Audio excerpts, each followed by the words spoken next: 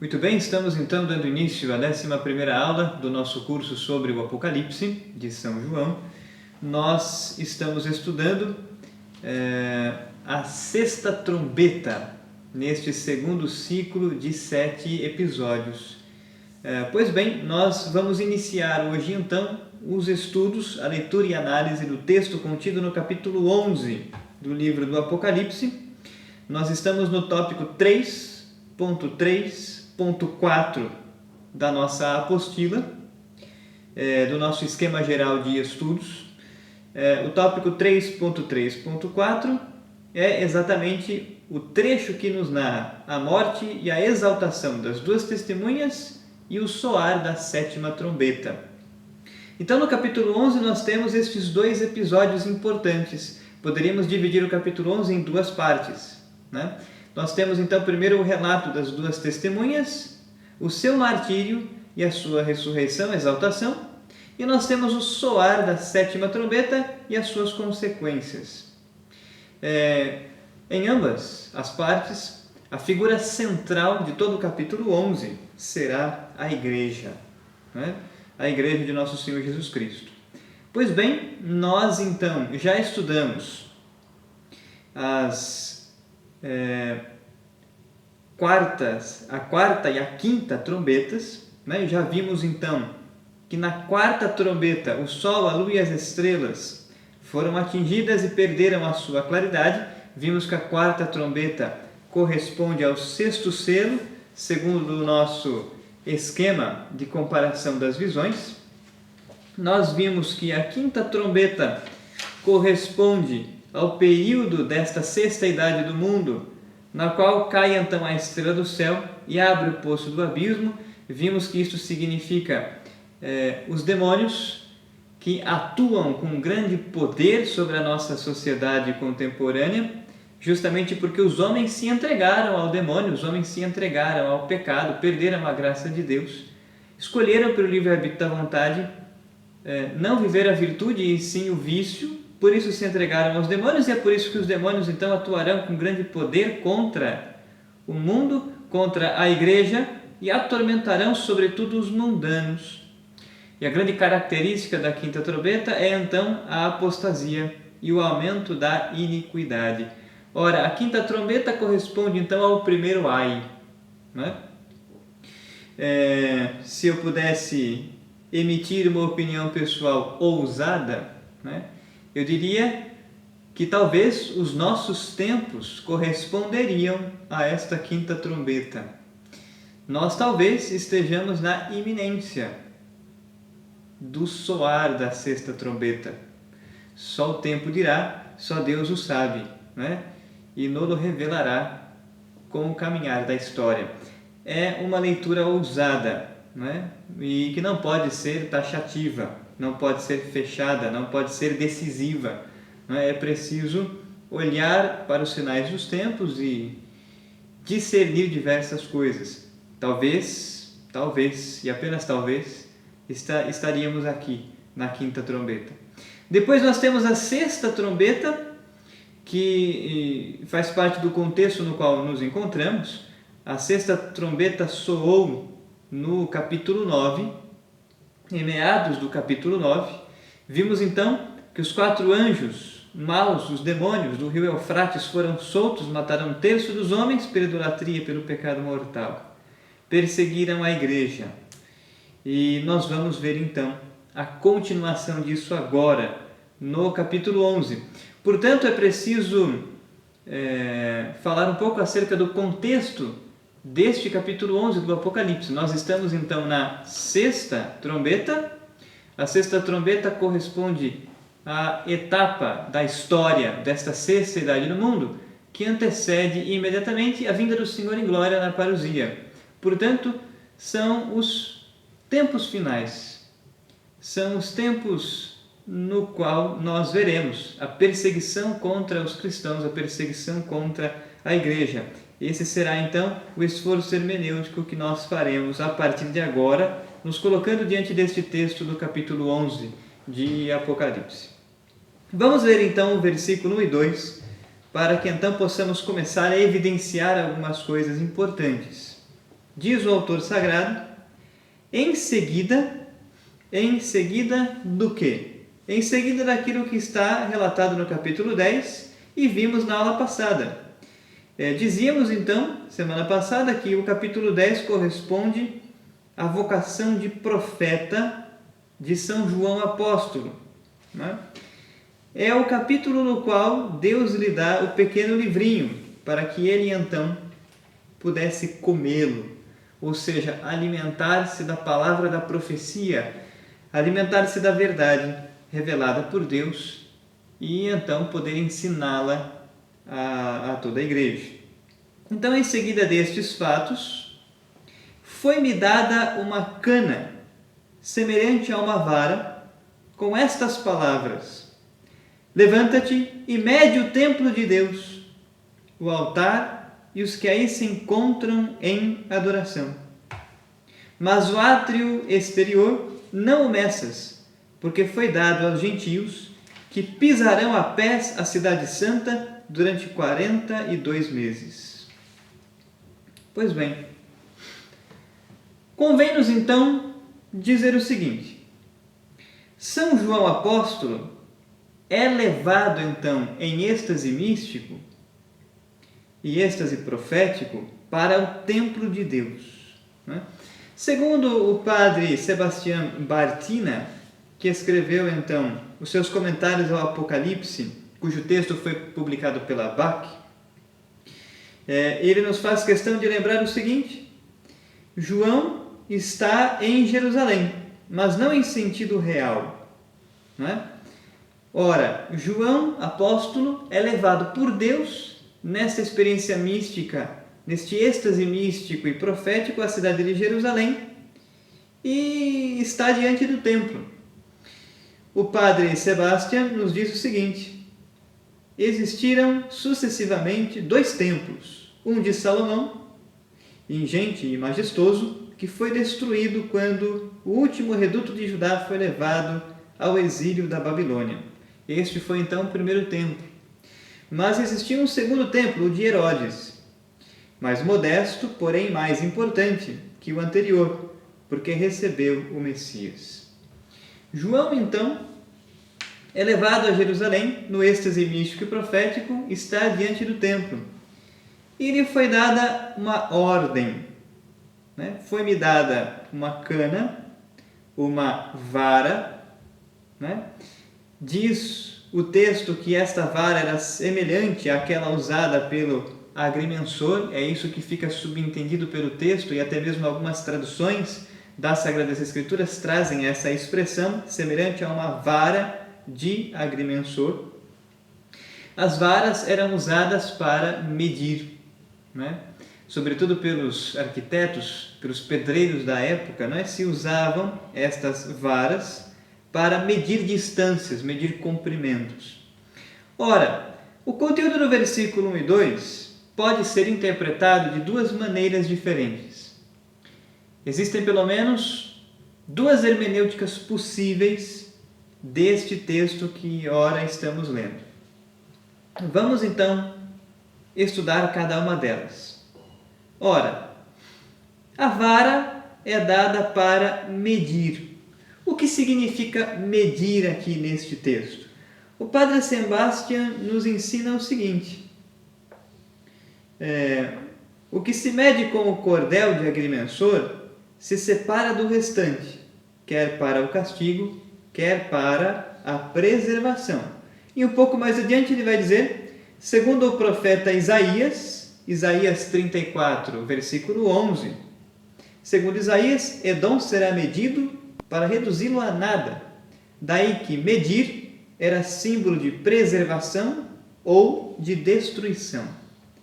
Portanto, no sentido literal, medir significava tomar uma vara de agrimensor e, de fato, medir distâncias, comprimentos. Mas em sentido abstrato, em sentido figurado, em sentido espiritual, neste texto da Sagrada Escritura, medir significa justamente separar aqueles que serão preservados e aqueles que serão destruídos. Medir é símbolo da preservação e da destruição. como nos recorda então o padre Sebastian Bartina em seus comentários sobre o Apocalipse.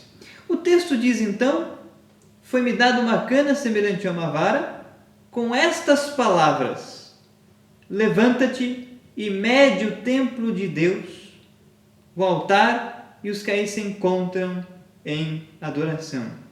Este é o versículo 1. Ora, esta ordem de medir o templo também faz eco ao texto do profeta Ezequiel. Ezequiel, capítulos 40, 41 e 42, nós veremos exatamente esta visão também do profeta Ezequiel. Se nós lermos os primeiros versículos, nos daremos conta então do que está acontecendo com Ezequiel no Antigo Testamento. No 25º ano de nosso exílio, no início do ano, no 10º dia do mês, 14 anos depois da queda da cidade, nesse mesmo dia veio sobre mim a mão do Senhor, e ele me levou para lá. Para lá aonde? Para Jerusalém. Em visão divina, ele me levou à terra de Israel e me deixou sobre um monte muito alto, no qual havia no lado sul algo como os edifícios de uma cidade. Um pouco mais adiante, o texto vai ver o seguinte: do lado exterior, uma muralha circundava todo o perímetro externo da casa. O homem segurava na mão uma vara de medir de 6 côvados. Ele mediu a espessura da construção, uma vara, e também a altura, uma vara. E o texto segue narrando então a visão que o profeta Ezequiel tem de um ser divino que começa a medir toda a cidade de Jerusalém e também irá medir o templo. Isso se encontra, portanto, nos capítulos 40, 41 e 42 do livro do profeta Ezequiel.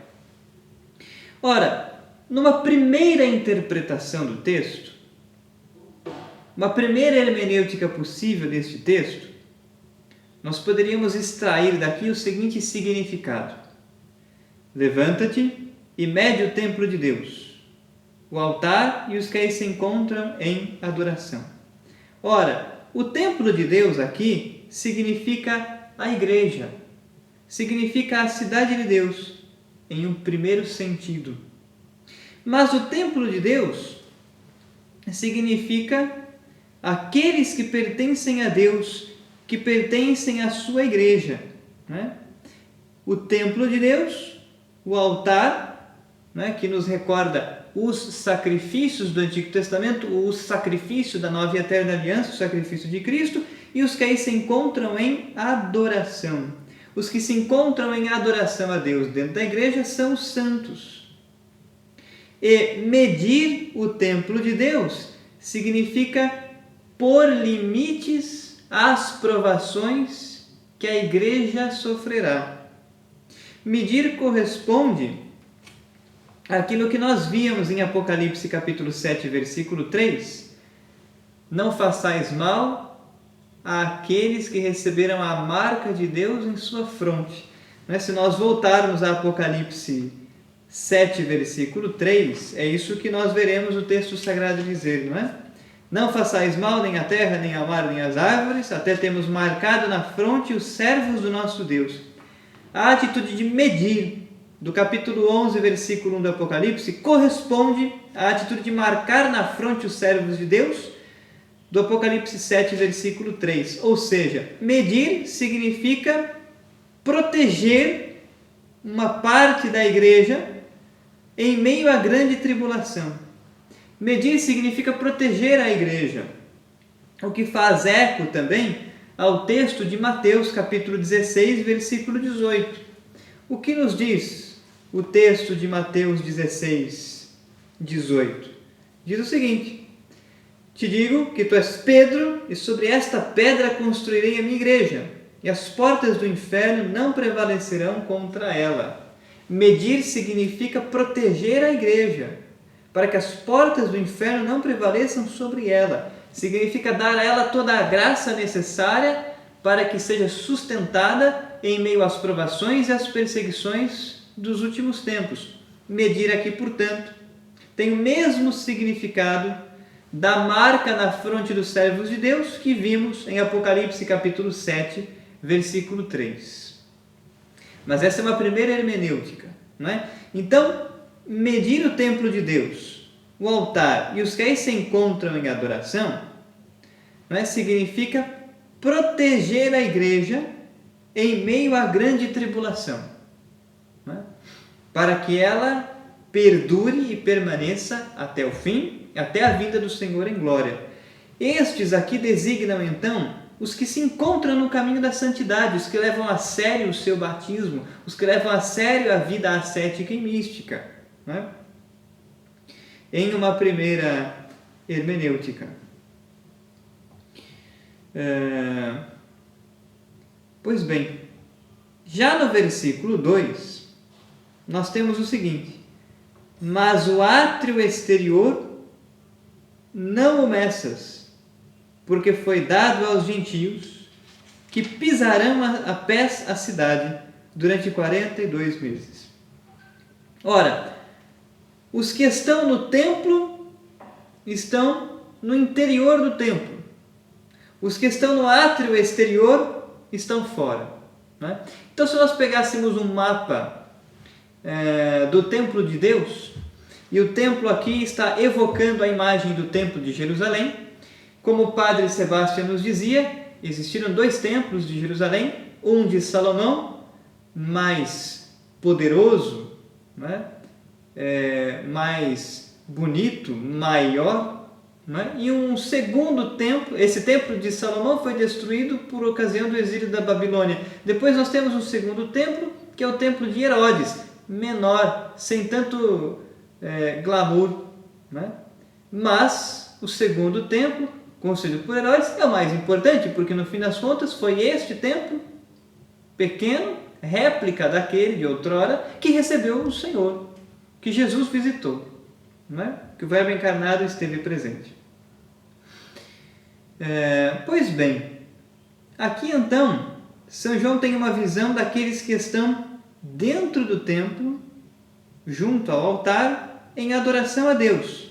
Designariam os santos, os que estão lutando verdadeiramente pelo caminho da santidade. Portanto, estes que São João viu no seu êxtase místico e profético, são aqueles que serão preservados por Deus em meio à grande tribulação. Então, a ordem que foi dada a João foi para que ele medisse o templo de Deus. O versículo 2 continua dizendo: mas o átrio exterior não o meças. O átrio exterior era a parte de fora, a área externa do templo. A ordem que foi dada por Cristo a São João foi para que não medisse o átrio exterior. Por quê? Porque foi dado aos gentios. Então, no átrio exterior estariam os cristãos de fachada, os cristãos de aparência, os cristãos que não vivem verdadeiramente a sua fé, que não abandonam o pecado mortal nunca. Por que não meças o átrio exterior? Porque foi entregue aos gentios.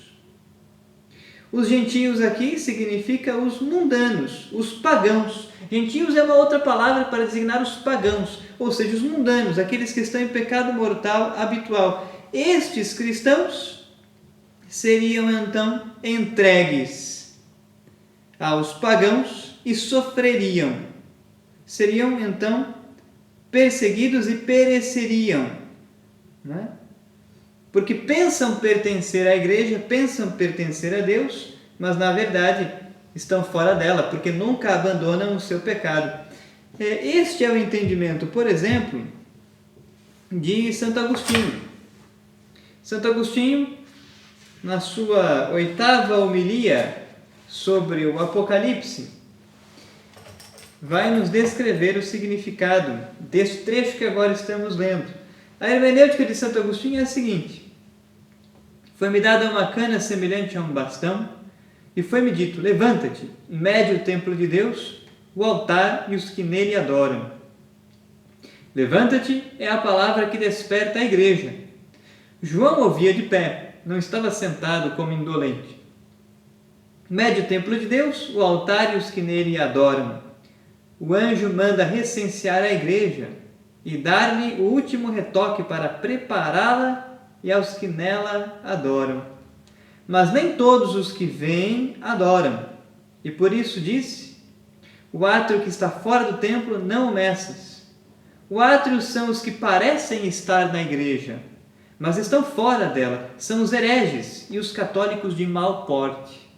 Os católicos que nunca abandonam o pecado mortal, os cristãos de aparência, aqueles que parecem estar na igreja, mas estão fora dela, porque mesmo frequentando a missa, porque mesmo fazendo uma oração aqui e acolá, nunca abandonam o pecado mortal. E sobretudo nos nossos tempos, em que vivemos em meio a esta pandemia e a esta crise, Deus nos chama à conversão. Deus nos chama à conversão e Deus nos chama a levar a sério a nossa vida de santidade, a nossa salvação eterna. Não é? Portanto, fica o recado. Essa é uma primeira interpretação, uma primeira hermenêutica possível deste texto. Mas existe uma segunda. E a segunda parece ser aquela mais correta, talvez. Né? Qual é então a segunda hermenêutica deste texto? Né? Num segundo sentido, levanta-te e mede o templo de Deus, o altar e os que aí se encontram em adoração. Mede o templo de Deus pode significar a Jerusalém celeste, os santos anjos e os santos homens que já estão no céu, né? Junto do altar, do qual o anjo oferecia a Deus a oração dos santos com incenso, junto ao altar, e que se encontram em adoração perpétua. A estes a grande tribulação não fará mais mal, claro, porque já morreram, estão no céu, né? Ao passo que o átrio exterior não o meças, porque foi dado aos gentios. O átrio exterior significaria a igreja que peregrina nessa vida terrena. Então, numa segunda hermenêutica, numa segunda interpretação desse texto, o templo de Deus, o altar e os que aí adoram, pode significar e designar a igreja triunfante no céu. Ao passo que o átrio exterior, que foi dado aos gentios, pode significar a igreja militante, que somos nós, que perseveramos aqui, nesta vida terrena, rumo ao céu. Por que então o átrio exterior, significando a igreja militante, a igreja que peregrina nessa vida terrena, foi dado aos gentios? Porque será perseguida.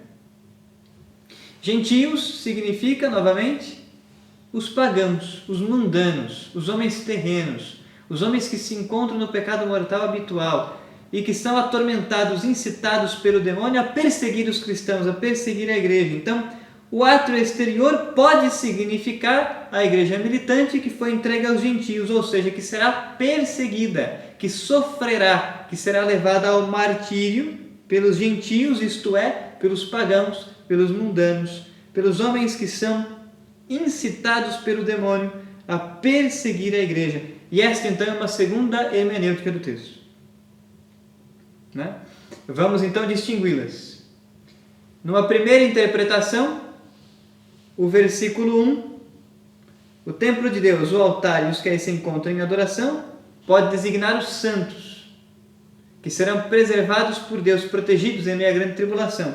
Ao passo que o átrio exterior pode significar aquelas pessoas que aparentam ser cristãs, mas nunca se converteram, e estes serão entregues aos gentios, ou seja, se tornarão pagãos como os mundanos, perderão a sua fé. E nesse sentido morrerão da morte interior. E este é o entendimento de Santo Agostinho. Essa é a exegese agostiniana.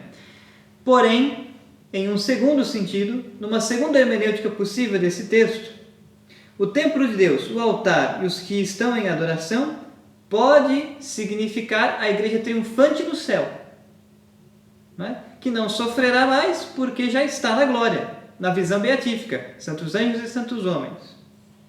Enquanto que o átrio exterior pode significar, pode designar a igreja militante, que somos nós, que ainda peregrinamos nessa vida terrena e que, ao soar da sexta trombeta, nos tempos do anticristo, será perseguida, não é? Será martirizada, sofrerá por amor a Cristo e ao Evangelho. São dois entendimentos do texto distintos, mas complementares. Fiquemos com a segunda interpretação. Fiquemos com a segunda hermenêutica. Então, o templo de Deus, o altar, os que estão em adoração, igreja triunfante no céu. O átrio exterior, igreja militante na terra, que será dada aos gentios, que pisarão a pés a cidade santa durante 42 meses. Pois bem, qual é o fato, então, presente aqui na sexta trombeta, que corresponde ao segundo ai? Né? Ora, nós vemos aqui que a igreja será perseguida por 42 meses. Né? É isto que aparece, então, no final do versículo 2. Né? Se nós, então, interpretarmos o átrio exterior como a igreja militante, esta será entregue aos gentios, será perseguida, sofrerá. A igreja passará pelo Calvário como Cristo passou pelo Calvário. Sofrerá, será perseguida, será crucificada, será martirizada. Os gentios, os pagãos, isto é, os mundanos, os que estão em pecado mortal habitual e por isso se permitem serem usados pelo demônio, são escravos de Satanás, então o demônio está por detrás e o demônio incita os maus homens, os mundanos, os homens que estão no pecado mortal, a perseguirem a igreja, a perseguirem os santos, a perseguirem os cristãos. E os gentios então pisarão a cidade santa durante 42 meses. Ora, o que significa então os 42 meses? Ora, 42 meses equivale a 3 anos e meio. Né? 42 meses é o equivalente a 3 anos e meio. Ou seja, a metade de 7. E tal como está lá em nossa apostila, na página 36, quando nós comentamos o versículo 2 do capítulo 11 do Apocalipse, lá na letra B, a cidade de Deus, ou a cidade santa, significa então a igreja. Nós afirmávamos no início dessa aula que o grande protagonista do capítulo 11 é a igreja. Ao passo que o grande protagonista do capítulo 10, como vimos na aula passada, foi o próprio apóstolo João, enquanto vocacionado a ser profeta. Né? Então, a cidade santa simboliza, significa a igreja. Esta será perseguida pelos pagãos e, por que não, perseguida também pelos maus cristãos? Por 42 meses. 42 meses não significa exatamente um tempo matemático ou um tempo cronológico. 42 meses é um tempo simbólico. Um tempo que significa limite. Um tempo limitado de perseguição. 42 meses, então, é o equivalente a 3 anos e meio. 3 e meio é metade de 7. 7 é um número que, sobretudo no Apocalipse, significa, indica a perfeição, a plenitude. Se nós quebrarmos o 7 no meio, vamos encontrar esse número, 3,5. Né? 3,5 é um número que indica a imperfeição, que indica aquilo que não está maduro e que nunca chegará ao fim pretendido. Ou seja, os perseguidores da igreja, os maus homens, os homens pecadores, incitados pelo demônio, que vão perseguir a igreja, têm o intuito e o objetivo de destruir a igreja, de aniquilar os santos. Ora, o seu intento nunca será alcançado plenamente. Isso significa que um pequeno número de cristãos chegará até o instante da parousia. Será preservado por Deus. porque as portas do inferno jamais prevalecerão sobre a Igreja de Cristo. Isso significa que o tempo de perseguição será limitado. Né?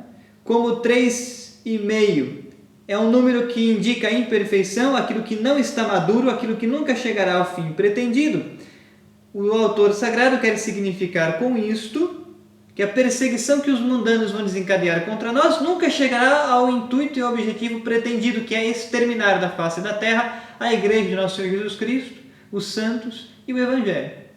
Não conseguirá. Embora muitos serão de fato presos, martirizados, perseguidos. Não é? Mas, então, o autor sagrado, ao dizer que a cidade santa será calcada aos pés, não é, pelos gentios durante 42 meses, o número 42 meses indica um tempo limitado. Este é o seu significado. 42 meses é então equivalente a 3 anos e meio, a metade de 7. 3 anos e meio, 42 meses, também faz eco ao texto do profeta Daniel. 1 tempo, 2 tempos e meio tempo. Não é? 1 tempo, 2 tempos, 3 tempos e meio tempo, 3 anos e meio. Não é? Isto vai aparecer no profeta Daniel, capítulo 7 e capítulo 12. Vamos ler esses textos. Ora, em Daniel, capítulo 7, versículo 25, o texto nos diz o seguinte: ele proferirá arrogâncias contra o excelso e esmagará os santos do Altíssimo. Pretenderá modificar os tempos e a lei. Em suas mãos serão entregues os santos por 1 tempo, 2 tempos e metade de 1 tempo. É isso que está no capítulo 7 do profeta Daniel. Um pouco mais adiante, no capítulo 12, versículo 7, o texto diz: ouvi então o homem vestido de linho, que estava por cima das águas do rio. Ele ergueu a mão direita e a mão esquerda e jurou por aquele que vive eternamente. Será por 1 tempo, 2 tempos e metade de 1 tempo. Quando se completar a dispersão da força do povo santo, todas essas coisas se realizarão. São as visões apocalípticas do profeta Daniel. Ora, 1 tempo, 2 tempos e meio tempo indica 3 anos e meio.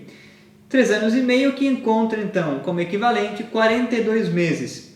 Quando o autor do Apocalipse, São João Apóstolo, usa essa expressão, ele tem em mente todas estas citações do Antigo Testamento. Né? E a partir daqui, e nos capítulos seguintes, nós veremos que o autor sagrado irá usar essa expressão de maneira recorrente. Ora, 3 anos e meio, então, é o tempo, ou 42 meses, é o tempo, um tempo limitado, mas um tempo no qual a igreja será perseguida, não é? E muitos serão martirizados. É isto que faz parte do contexto da sexta trombeta. Então, se nós colocássemos as trombetas numa sequência, como nós tentamos fazer neste esquema, a quinta trombeta nos narra a apostasia da verdade, a apostasia da fé e o aumento da iniquidade. Os demônios que foram soltos porque os homens se entregaram ao pecado. Depois disso, os cristãos, os santos, a igreja será perseguida. E depois, nosso Senhor virá em glória para realizar o juízo final. Estas são as etapas escatológicas de acordo com as trombetas. Não é? São as etapas finais, tal como elas são apresentadas pelo texto do Apocalipse, neste segundo ciclo, o ciclo das trombetas.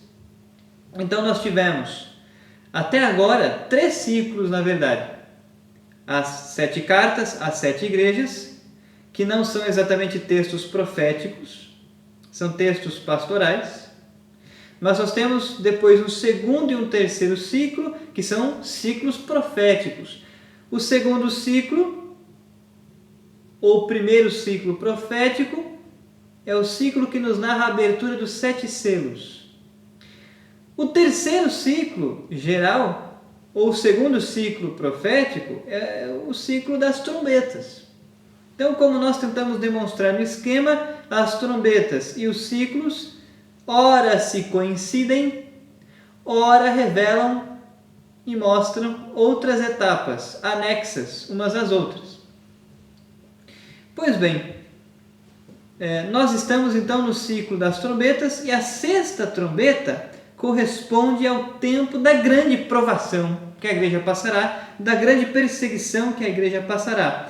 Ora, quando o autor sagrado do Apocalipse cita então a medida deste tempo limitado, 42 meses, ele está fazendo uma citação de algo que já aconteceu no Antigo Testamento e que foi já profetizado pelo profeta Daniel, mas aconteceu no tempo dos Macabeus.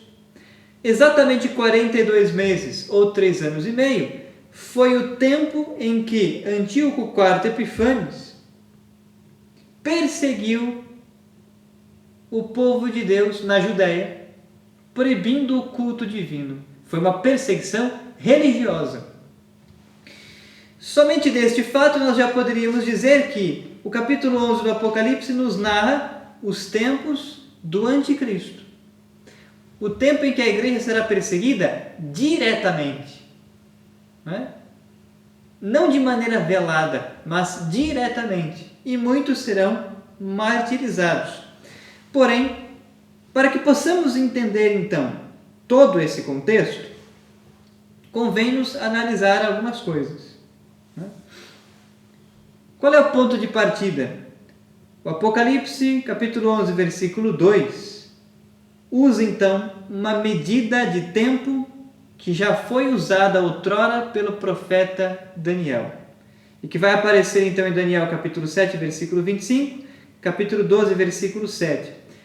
São medidas de tempo que indicam uma perseguição limitada, mas são medidas de tempo que o profeta usou para significar a perseguição provocada contra os judeus no tempo de Antíoco IV Epifânes. O Apocalipse usa essa expressão para dizer, para significar, para designar que a perseguição no final dos tempos será semelhante, porém mais intensa, à perseguição que Antíoco IV Epifânes provocou outrora contra o povo judeu. Vamos então entender esse contexto do qual se extrai a expressão 3 anos e meio ou 42 meses.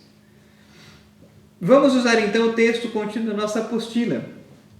Vamos pensar um pouco no contexto do profeta Daniel. O profeta Daniel viveu no século 6 a.C., no tempo do exílio da Babilônia. Alguns dizem que o profeta Daniel teria nascido por volta do ano 620 a.C. e teria morrido por volta do ano 530 a.C. Mas não conseguimos precisar essas datas. Como quer que seja, o profeta Daniel vive então e mesmo escreve as suas profecias no século 6 a.C., no tempo do exílio da Babilônia. Então o povo de Deus havia sido deportado da Judéia para a Babilônia. E o templo de Salomão havia sido destruído. Porém, as profecias de Daniel são destinadas aos leitores e narram acontecimentos que se dariam 4 séculos mais tarde. Profeta, Todos os profetas exercem o carisma da profecia. E o carisma da profecia, nos recordemos das primeiras aulas, é uma participação na presciência divina. Portanto, a profecia é uma revelação que Deus dá ao profeta para que ele anuncie ao povo que tem em vistas fatos e acontecimentos futuros e que quer preparar o povo para estes fatos e acontecimentos futuros. O profeta Daniel, então, emite oráculos sobre fatos e acontecimentos que aconteceriam, que se dariam, que se passariam 4 séculos mais tarde. Ora, as visões e profecias contidas nos capítulos 7, 8, 9, 10, 11 e 12, sobretudo, caracterizam em pormenores a perseguição contra os judeus desencadeada pelo rei Antíoco IV Epífanes. Ora, este rei, Antíoco IV Epífanes, viveu entre os anos de 215 a.C. a 162 a.C., portanto, perseguiu os judeus no século II a.C., no tempo dos Macabeus. Não é? O tempo dos Macabeus, o tempo de atuação dos Macabeus, é justamente este: o ano 175 a.C. ao ano 164 a.C. Foi o tempo de atuação dos Macabeus. Ora, o profeta Daniel, então, usa este tempo limitado, simbolizado, significado por 42 meses, ou 3 anos e meio, ou ainda um tempo, 2 tempos e meio tempo, para designar na sua profecia, no século 6 a.C., pelo menos 400 anos antes que acontecesse esta perseguição desencadeada por Antíoco IV Epífanes. Cerca de 400 anos depois, o profeta está usando esta medição de tempo para significar que os judeus serão perseguidos por 42 meses. Né? Ora, o profeta Daniel escreve, portanto, para os judeus piedosos que viveriam cerca de 4 séculos mais tarde, para encorajá-los em sua resistência contra Antíoco. A profecia tem em vistas isso, preparar um povo para um acontecimento. No caso, o profeta Daniel deixou por escrito suas profecias para preparar o povo judeu para a perseguição que viria. Não é? Olhando um pouco mais atentamente para este sujeito, o Antíoco IV Epífanes, podemos ver, em resumo, Antíoco IV Epífanes era da dinastia Seleucida e governou a Síria entre os anos de 175 a.C. a 164 a.C. Ele teria nascido então 215 a.C. e teria morrido 162 a.C. Antíoco era herdeiro da cultura helenística, já que o seu império surgiu a partir das conquistas de outrora realizadas por Alexandre Magno. Então, se nós olharmos para aquele mapa que enviamos a vocês pelo WhatsApp, o reino Seleuco é este que está em tom amarelo. Este era o reino Seleuco, né? Que cobre então toda a parte oriental do império de Alexandre Magno, né? Que quando morreu deixou todo o seu império para os generais, e os generais de Alexandre dividiram então todo o seu território, e a região da Síria. Toda esta região então indicada em amarelo claro é a região que pertencia ao reino Seleuco. Como continua dizendo a nossa apostila, um dos generais de Alexandre Magno foi Seleuco, daí o nome deste império. Seleuco, que era um dos generais de Alexandre Magno, estabeleceu-se na Babilônia em 312 a.C. para fundar o Império Seleucida. O Império Seleucida, ou Império Seleuco, haveria de se expandir, né? E tomar a gigantesca parte oriental do Império de Alexandre. Pois bem, este Império Seleucida, ou Império Seleuco, foi herdado, então, por Antíoco IV Epífanes. E o que aconteceu na sequência? Entre os anos de 171 a.C. e 168 a.C., Antíoco IV Epífanes esteve envolvido na guerra da Síria contra o Egito. Derrotou os faraós Ptolomeu VI e Ptolomeu VII. O seu objetivo era atacar Alexandria, mas se viu forçado a recuar por Roma. Então, o Império Romano ainda não dominava todo este território da Judéia, da Síria. Mas o Império Romano ajudou o Egito a expulsar, então, os seleutas.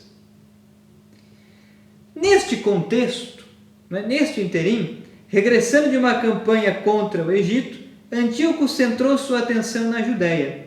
Conquistou Jerusalém em 167 a.C. Então este fato é importante. Quando Antíoco IV Epifânios conquista Jerusalém em 167 a.C., veja, é o século II a.C., estamos bem próximos ao nascimento do Senhor.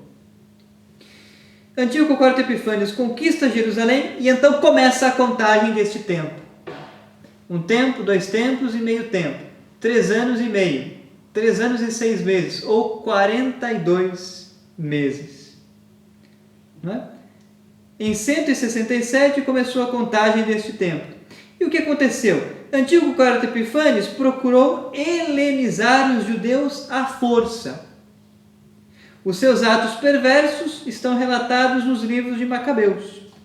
Dentre outras coisas, Antíoco IV Epifânios invadiu o templo de Jerusalém, apoderou-se dos objetos de ouro do santuário, o altar de ouro, o candelabro, os vasos sagrados, os acessórios dos sacerdotes, saqueou a cidade, levou as mulheres e crianças como prisioneiros, impôs aos judeus altos impostos, procurou helenizá-los, fazendo-os profanar o sábado, renunciar à lei e os profetas, proibiu os holocaustos, os sacrifícios, as expiações, proibiu a circuncisão, mandou queimar os livros sagrados e estabeleceu no templo de Jerusalém uma estátua do deus grego Zeus.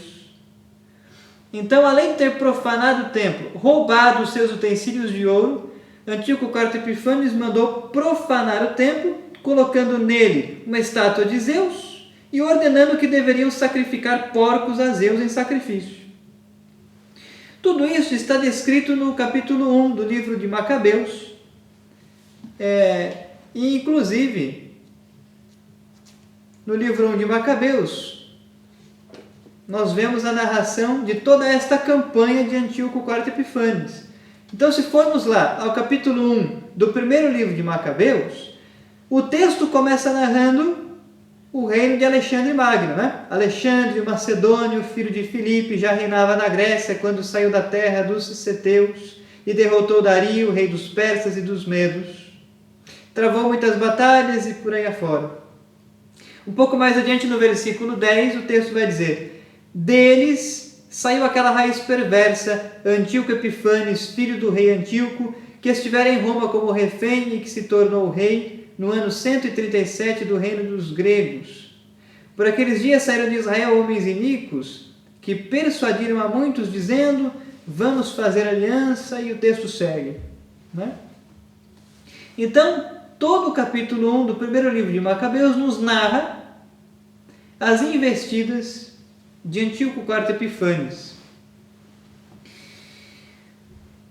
O mais importante está no trecho que cobre os versículos finais deste capítulo 1, o versículo 54 ao 64. Os 10 últimos versículos. Por quê? Antíoco IV Epifânios é um símbolo do anticristo. O que outrora, no século II a.C., Antíoco IV Epifânios fez contra os judeus, o anticristo fará contra os cristãos ao soar da sexta trombeta no final dos tempos. O que fará? O que está descrito aqui em 1 Macabeus, capítulo 1, versículos 54 e os seguintes. Diz o texto: no dia 15 do mês de Casleu, no ano 145, Antíoco levantou sobre o altar dos holocaustos a abominação desoladora. Vocês vão se lembrar, nós já citamos esse texto.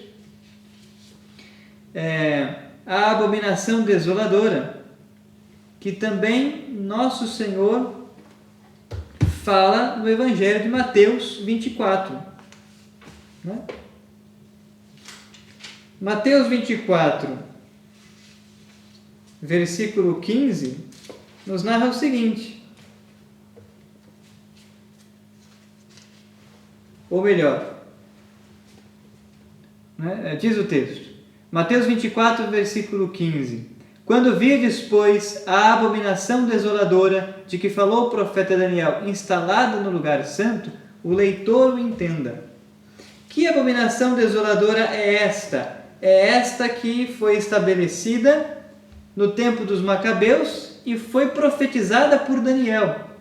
No dia 15 do mês de Casleu, no ano 145, Antíoco IV Epifânes levantou sobre o altar dos holocaustos a abominação desoladora. O que é a abominação desoladora? É a estátua de Zeus que foi posta no interior do templo de Jerusalém para que os judeus não mais adorassem a Deus, mas adorassem a um ídolo, um deus falso, um demônio, adorassem os demônios no lugar de Deus, cometessem, portanto, idolatria e sacrificassem porcos a Zeus. É isso que Antíoco IV Epifânes fez no século II a.C. e obrigou os judeus a fazerem. Os judeus que se negavam a cometer este pecado eram mortos, eram martirizados. O que Antíoco IV Epifânes fez outrora é um ícone, é um símbolo do que o anticristo fará contra nós cristãos. O anticristo, portanto, nessa perseguição contra a igreja, levará a perseguição até os extremos. Nos proibirá de celebrar o sacrifício perpétuo, ou seja, a Santa Missa. Nos obrigará, ou irá querer nos obrigar, a cometer idolatria, a adorar no lugar de Deus os demônios e oferecer sacrifício aos demônios. É essa religião panteísta, de que todas as religiões salvam, de que todas as religiões são boas, é este papo sincretista ordinário, satânico, que quer fazer-nos adorar no lugar de Deus, do único e verdadeiro Deus, falsos deuses. Esse é o movimento que o anticristo já começa a fazer nos nossos tempos. Também pelas cidades de Judá, ao derredor, ergueram-se altares e queimavam incenso diante das portas das casas e nas ruas. Os livros da lei que fossem descobertos, eles os rasgavam e lançavam ao fogo. Né? Então, nós cristãos, nestes últimos tempos, seremos perseguidos também a tal ponto. Né? O demônio vai incitar os mundanos, os maus homens, os homens que estão no pecado mortal habitual. O demônio vai incitar os maus homens a perseguir os católicos, a perseguir a igreja, a perseguir os cristãos. Irá procurar proibir a celebração do sacrifício perpétuo, a Santa Missa. Irá procurar levar-nos à idolatria, a adorarmos no lugar de Deus os demônios. Irá procurar distorcer os livros sagrados e mesmo destruí-los, queimá-los. Onde quer que fosse encontrado um livro da aliança numa casa, ou se alguém estivesse seguindo a lei, o decreto do rei ordenava-o à morte. Então, ou seja, todos aqueles que quiserem viver o Evangelho, todos aqueles que quiserem buscar a santidade, que tiverem em sua casa uma Bíblia e quiserem viver em santidade, serão perseguidos. Como tivessem o poder, infligiam isto a Israel, a todos os que fossem descobertos, mês por mês, nas várias cidades. No dia 25 de cada mês, ofereciam sacrifícios no altar que for erguido sobre o altar dos holocaustos. As mulheres que haviam circuncidado seus filhos eram punidas de morte, segundo o decreto. Lembrando que a circuncisão na antiga aliança é uma prefiguração do sacramento do batismo. Ou seja, todos os pais que quiserem batizar os seus filhos serão perseguidos pelo anticristo. As mulheres que haviam circuncidado seus filhos eram punidas, sendo seus filhinhos estrangulados, as casas destruídas e mortos também os que haviam praticado a circuncisão. Todavia, muitos em Israel permaneceram firmes, decididos intimamente a não comerem nada impuro, a não cometerem idolatria. Preferiam morrer, serem martirizados, a se contaminar com esses alimentos, profanando a aliança sagrada. De fato, muitos morreram. Assim, a ira terrível desencadeou-se sobre Israel. Esta perseguição de Antíoco IV Epifânes contra os judeus durou 42 meses, literalmente, durou 3 anos e meio, um tempo, 2 tempos e meio tempo, tal como 400 anos antes, o profeta Daniel havia já dito, havia já profetizado. O texto do Apocalipse, quando usa então essa medida de tempo, está evocando aquilo que aconteceu outrora. Está nos dizendo que a perseguição derradeira contra a igreja será nesta mesma intensidade ou ainda pior, contra nós. Então, se levantarmos os nossos olhos e olharmos à nossa volta, nós ainda não estamos vendo isso. Nos nossos dias, nesse ano de 2021. Nós tivemos aí precedentes, né? Por causa da pandemia, as igrejas ficaram fechadas, né? Mas os sacerdotes continuaram a celebrar o sacrifício eucarístico por nós, e nós continuamos em oração, continuamos buscando a Deus. E agora podemos voltar então à celebração da missa. Mas diga-se de passagem, agora que nós voltamos a celebrar a Santa Missa, muitos cristãos, muitos católicos não voltaram. Estão com medo de quê? Né? Nós temos que tomar cuidado, sim, contra a doença que nos assola. Não estou dizendo que a doença não existe. Ela existe. É importante prevenir-se contra ela, mas ela não pode nos causar medo a ponto de nos impedir de participarmos da Santa Missa, do sacrifício de Cristo, de comungar seu corpo e sangue, de buscar o sacramento da penitência, de viver em santidade. O medo não pode chegar a esse ponto, de nos impedir de participar da missa. Não é? Então, nos nossos tempos, ainda não estamos vendo isso. Que o primeiro livro de Macabeus, os últimos 10 versículos do capítulo 1 nos narraram. Mas vai chegar a esse ponto, ou ainda pior. É a perseguição derradeira que a igreja sofrerá. A igreja de nosso Senhor Jesus Cristo passará pelo Calvário, como Cristo também passou pelo Calvário. E é isto que a medida de tempo quer evocar aqui ao toque da sexta trombeta. A nossa apostila diz, não é? Ora, o que todos esses fatos históricos têm a ver com o Apocalipse? Pois bem, estamos no contexto da sexta trombeta, isto é, o tempo do anticristo. Tempo da grande perseguição contra os cristãos, que sucede à apostasia da fé e o aumento da iniquidade, narrados pela quarta e quinta trombeta. Então, se levantarmos os nossos olhos e olharmos à nossa volta, nós já vemos que muitos estão perdendo a sua fé. Talvez muitos já perderam a sua fé e se tornaram mundanos. Vivem no pecado mortal habitual. Mesmo dentre aqueles que se dizem católicos, muitos desses não voltaram à missa. Não é? Muitos destes perseveram no pecado mortal e não na vida de santidade, não na vida de virtudes. Então, pelo menos a quarta trombeta, nós já vemos ela à nossa volta. Né? Aquilo que nos é narrado pela quinta trombeta, ou seja, os demônios que atormentam a nossa sociedade, que sofre como que em meio a um grande terremoto, olha a confusão instaurada na nossa sociedade. Por causa da pandemia, por causa da economia, não é? Uma confusão dentro e fora da igreja. A pandemia, que é um sinal de Deus que nos chama eloquentemente à conversão, que nos coloca diante da morte iminente. E é importante pensar sobre a morte, e é importante colocar isso na perspectiva da morte iminente, para que possamos fazer um exame de consciência sério. Não é? E então discernirmos qual é o esforço que temos feito para lutar contra o pecado. Não é? Nós vemos crescer a apostasia da verdade, nós vemos crescer a apostasia da fé, nós vemos aumentar a perversidade no coração dos homens, a sua malignidade, a sua iniquidade.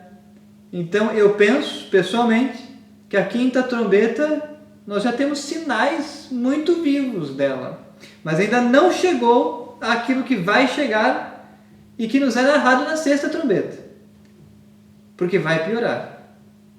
Não é? Então, quer dizer, o demônio levará a muitos à idolatria e ao pecado mortal. O demônio vai incitar os mundanos a nos perseguir, né? A perseguir a igreja, e fará conosco tudo aquilo que foi narrado no primeiro livro de Macabeus, capítulo 1, e que acabamos de ler. Né? Antíoco IV Epifânes é símbolo do anticristo, porque segundo Apocalipse 11:2, a igreja será perseguida por 42 meses. Então aqui no versículo 2 do capítulo 11 de Apocalipse, é a igreja que vai ser perseguida 42 meses, como outrora os judeus foram perseguidos. Esse foi exatamente o tempo que Antíoco perseguiu Jerusalém. Além disso, em Apocalipse 9, 13 e 14, o autor sagrado nos narrou que ao soar da sexta trombeta, os 4 anjos presos junto do grande rio Eufrates foram soltos.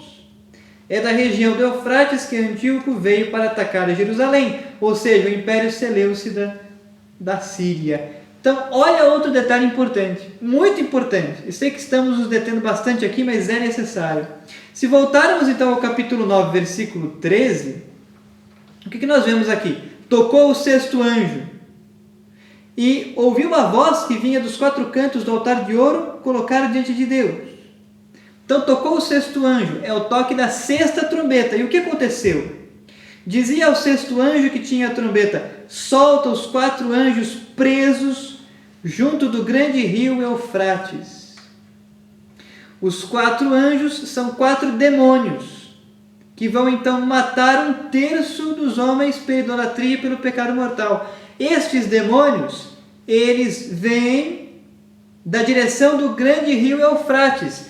Se nós pegarmos então este mapa do Império Seleucida, nós vemos o quê? Qual é o rio mais próximo da Judéia que este mapa nos indica? O rio Eufrates. Antíoco IV Epifânes veio desta direção, da direção do rio Eufrates, para atacar o povo judeu. 42 meses, e foi uma perseguição religiosa. Da mesma forma, ao toque da 6ª trombeta, os 4 demônios virão perseguir-nos da mesma direção do rio Eufrates para perseguir a igreja durante 42 meses, 3 anos e meio. O Apocalipse evoca a imagem da profecia de Daniel, dos acontecimentos do tempo dos Macabeus, do século II a.C., para significar o quê? Para significar que nestes tempos, que são os tempos da grande tribulação, da grande perseguição, o tempo do anticristo, a igreja será perseguida desta mesma forma, ou pior, como acabamos de ler no livro de Macabeus. Então é para ficar assustado? É para ficar assustado. Mas não é só para ficar assustado, né? É para que, uma vez colocados diante da profecia, uma vez colocados diante da realidade, nós cresçamos na nossa fé. Confiemos em Deus, lutemos pela santidade, nos convertamos, abandonemos o pecado, cultivemos virtudes heróicas, porque Deus vai levantar um povo santo. E este povo santo haverá de viver nestes dias da grande perseguição, da grande tribulação. De novo, né? A 6ª trombeta, o final dos tempos.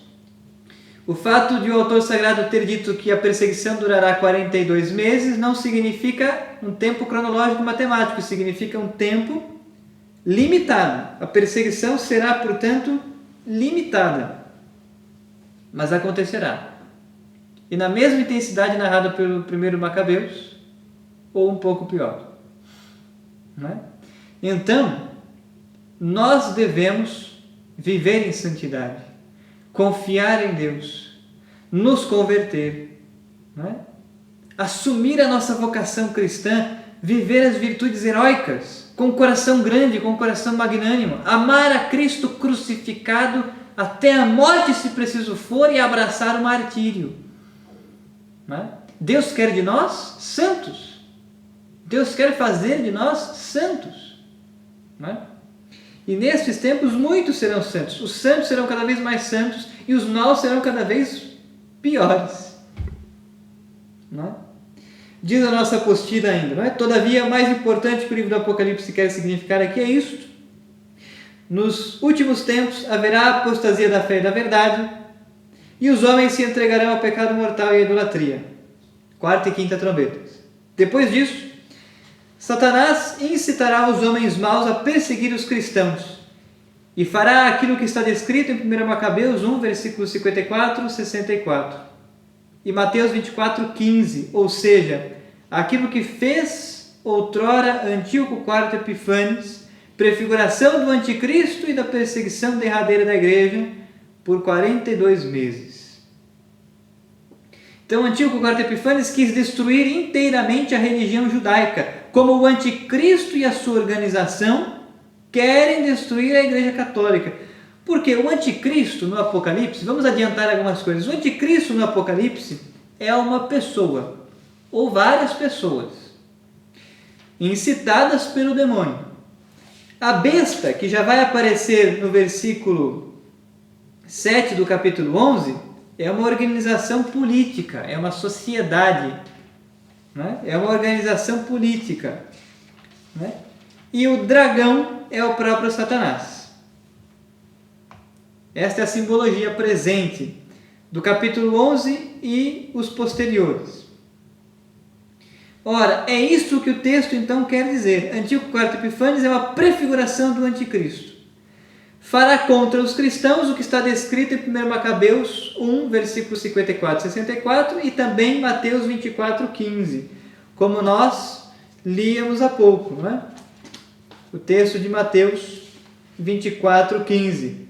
Quando virdes, pois, a abominação desoladora que no profeta Daniel e em Macabeus designa o fato de Antíoco IV Epífanes ter profanado o templo e colocado lá no templo a estátua de Zeus e levado o povo, quis obrigar o povo a cometer idolatria, essa é a abominação desoladora, né?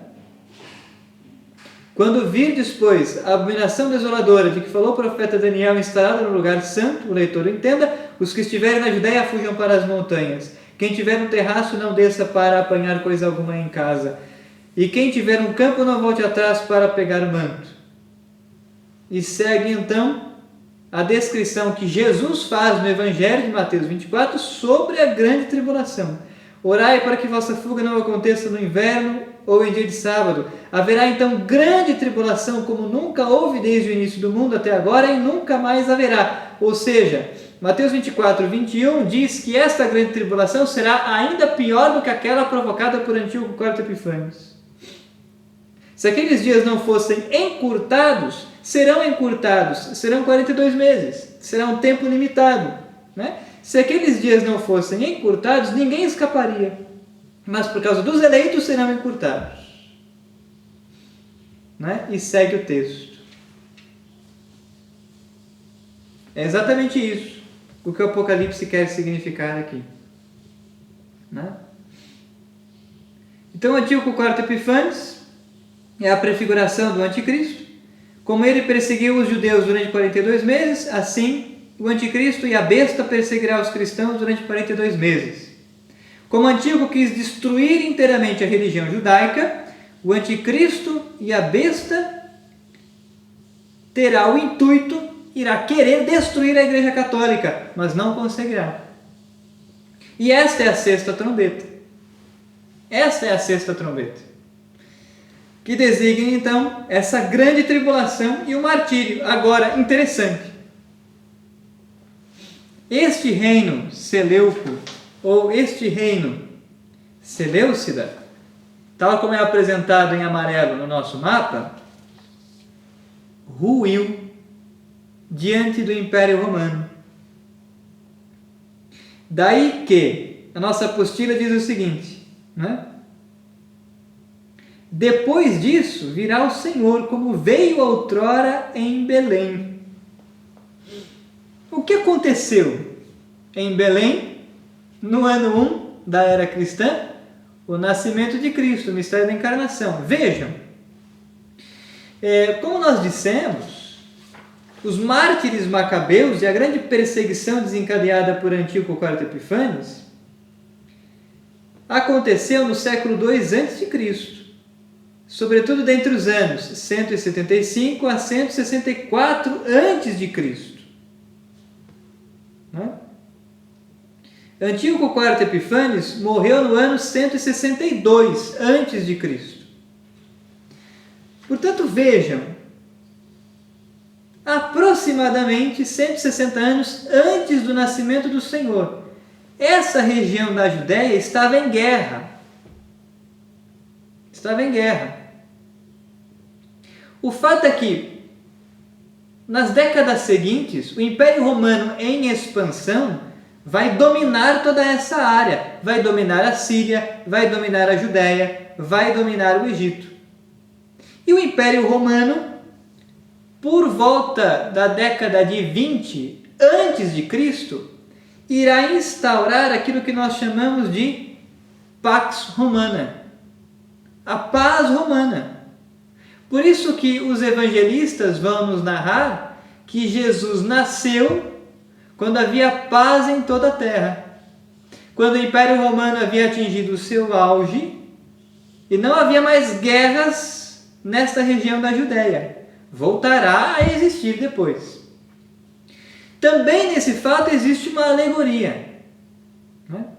Depois da grande perseguição de Antíoco IV Epífanes, veio um tempo de paz e Jesus se encarnou.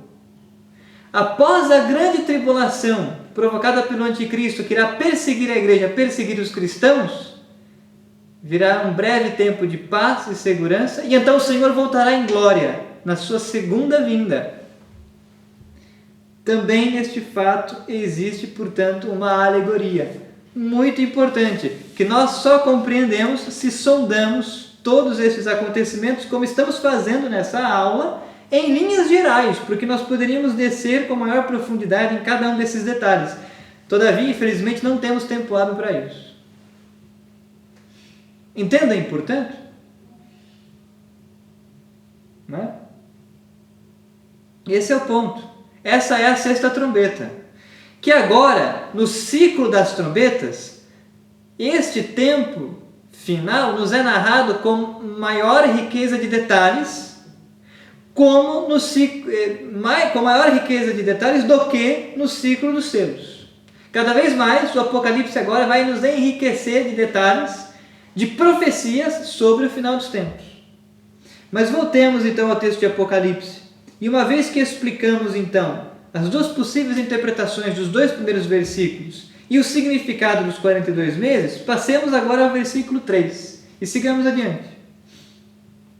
Diz o texto: E eu farei com que as minhas duas testemunhas, vestidas de saco, profetizem durante 1260 dias. Então vejam,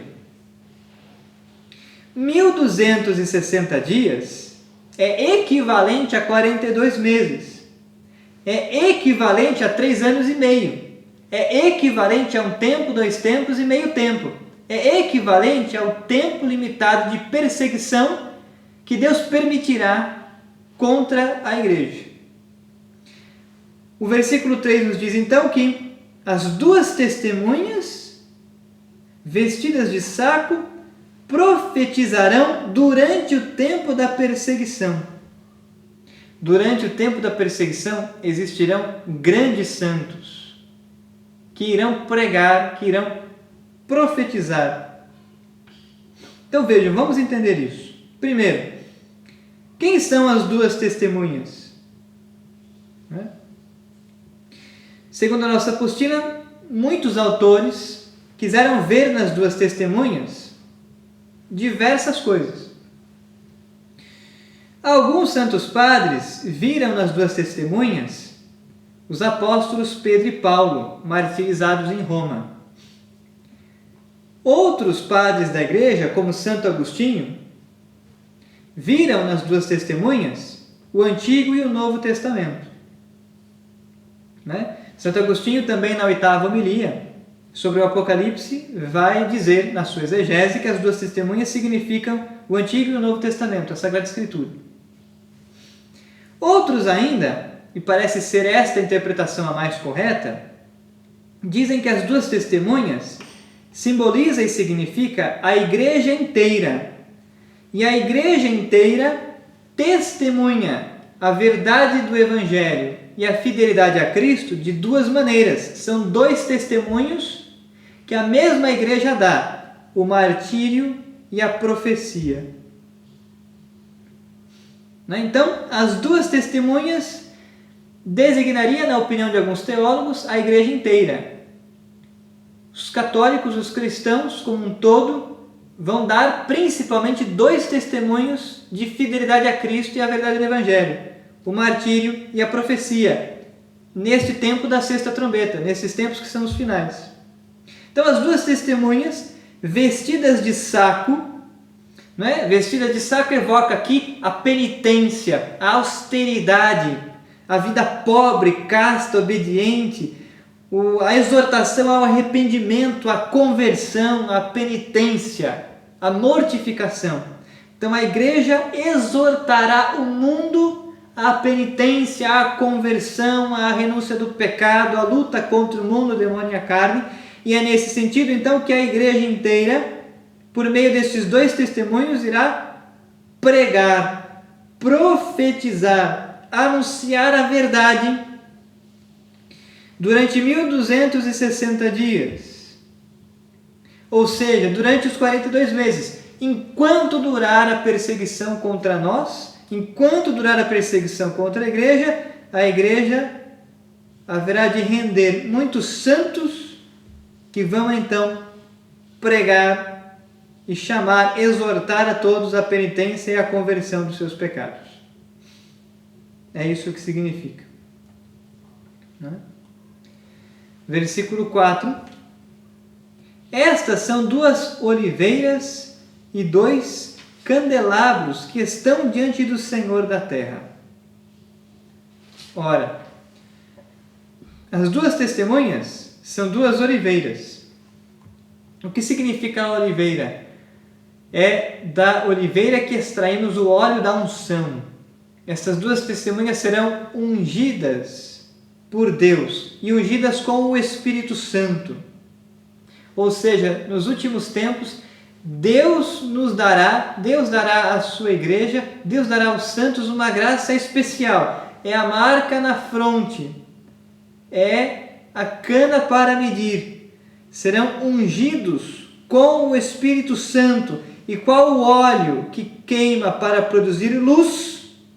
Essas 2 testemunhas serão ungidas pelo Espírito Santo, serão como que 2 oliveiras e serão como que 2 candelabros, porque vão anunciar o Evangelho, serão luz para o mundo, porque vão viver, pregar e anunciar a verdade do Evangelho. Então vejam, ao contrário de uma igreja acabrunhada, que se lamenta e que se fecha no medo diante dessa grande perseguição que se desencadeia contra nós, ao contrário disso, longe de nós isto, a igreja no final dos tempos será revestida pela unção do Espírito Santo, pela graça de Deus, para ir de encontro ao mundo, pregar-lhe o Evangelho, anunciar-lhe a verdade, ser sal da terra e luz do mundo, exortar a penitência e a conversão, porque viverá em santidade. Né? É uma igreja santa, pequena, perseguida, martirizada, mas santa.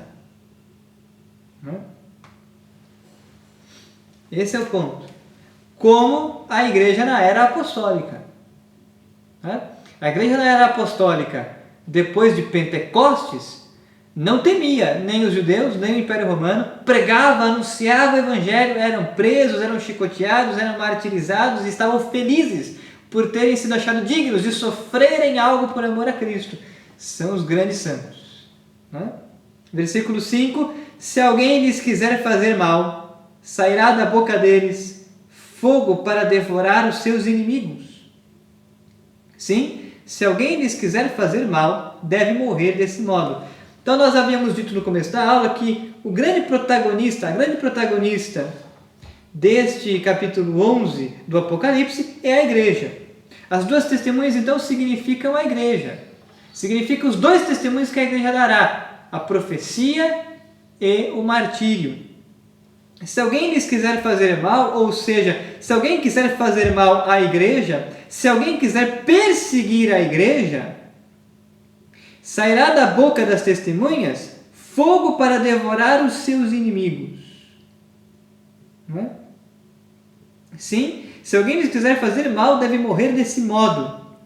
O que isso significa? O que significa o versículo 5? Significa que todos aqueles que querem fazer mal à igreja, que perseguem a igreja, que martirizam os santos, morrerão pelo fogo. O fogo devorará os inimigos da igreja. Irão morrer desse modo, irão morrer da morte eterna, porque fogo aqui significa o fogo do inferno. Todos aqueles que perseguem a igreja, que lutam contra a igreja, os inimigos de Deus, se obstinarem e perseverarem nisto até o fim e não se arrependerem, serão precipitados no fogo eterno, na morte eterna que é o inferno. Por isso que o texto diz: se alguém lhes quiser fazer mal, se alguém perseguir a igreja, sairá da boca deles fogo para devorar os seus inimigos. É a condenação ao inferno. Versículo 6. Elas, as duas testemunhas, a igreja, podem fechar o céu para não chover durante os dias da sua profecia. Podem também mudar as águas em sangue e ferir a terra com todo gênero de flagelos, sempre que lhes aprouver. O versículo 6 é um versículo muito difícil de interpretar. O versículo 6 evoca aqui as figuras de Elias e Moisés. Né? Diz o início do versículo 6. Elas, as duas testemunhas, a igreja, podem fechar o céu para não chover durante os dias da sua profecia. Essa imagem evoca o profeta Elias, né, que fechou os céus durante incríveis 42 meses. 3 anos e meio, como vai dizer o próprio Evangelho de São Lucas, né? Jesus, no Evangelho de São Lucas, lá em Lucas, capítulo 4, versículo 25, Nosso Senhor dirá o seguinte, Lucas 4, 25. Ora, para dizer a verdade, no tempo do profeta Elias, quando o céu se fechou por 3 anos e 6 meses, e uma grande fome atingiu toda a região, havia muitas viúvas em Israel. Vejam, Jesus explicando então a missão profética de Elias. Né? Jesus está dizendo no Evangelho, Lucas 4, 25. Ora, para dizer a verdade, no tempo do profeta Elias, quando o céu se fechou por 3 anos e 6 meses, quando o céu se fechou por 3 anos e meio, por um tempo, 2 tempos e meio tempo, por 42 meses, ou 1260 dias, a fome atingiu toda a região. Havia muitas viúvas em Israel. Né? Ora, este versículo 6 do capítulo 11 de Apocalipse evoca este acontecimento do profeta Elias. E aqui o Apocalipse está dizendo que a igreja tem o poder de fechar o céu para não chover durante os dias da sua profecia. A igreja tem o poder de abrir as portas dos céus ou fechar as portas dos céus. Isso poderia designar a igreja tem o poder das chaves. A igreja detém o poder de conferir a graça ou não conferir a graça. A quem perdoares os pecados, eles serão perdoados. A quem os retiveres, eles serão retidos. É o poder das chaves. Então esse versículo 6, fragmento A, versículo 6a do capítulo 11 do Apocalipse, pode designar isso. A igreja tem o poder de dar a graça àqueles que estão arrependidos, àqueles que querem perseverar na santidade, e não conferir a graça àqueles que endureceram o seu coração na maldade e no pecado. Além disso, o versículo 6b, podem também as duas testemunhas da igreja mudar as águas em sangue e ferir a terra com todo gênero de flagelos, sempre que lhes aprouver. Evoca a figura de Moisés e as pragas do Egito. A primeira delas, a mudança da água em sangue, que pode ser lido então no livro do Êxodo, capítulo 7, versículos 19 a 25. A mudança, né, das águas em sangue. E todo gênero de flagelos evoca, traz presente as pragas do Egito, a figura de Moisés. Como quer que seja, o versículo 6 diz que a igreja no final dos tempos receberá de Deus o poder do profeta Elias e de Moisés. A igreja será então ungida com este óleo santo, com o Espírito Santo. Aos cristãos, eles terão uma graça especial para passarem pela aprovação, firmes na fé, em santidade, a fim de então profetizarem e darem a vida por amor a Cristo, se assim for necessário. São os dois testemunhos. Versículo 7. Quando tiverem acabado de dar o seu testemunho, a besta que sobe do abismo far-lhes-á guerra, vencê-los-á e matá-los-á.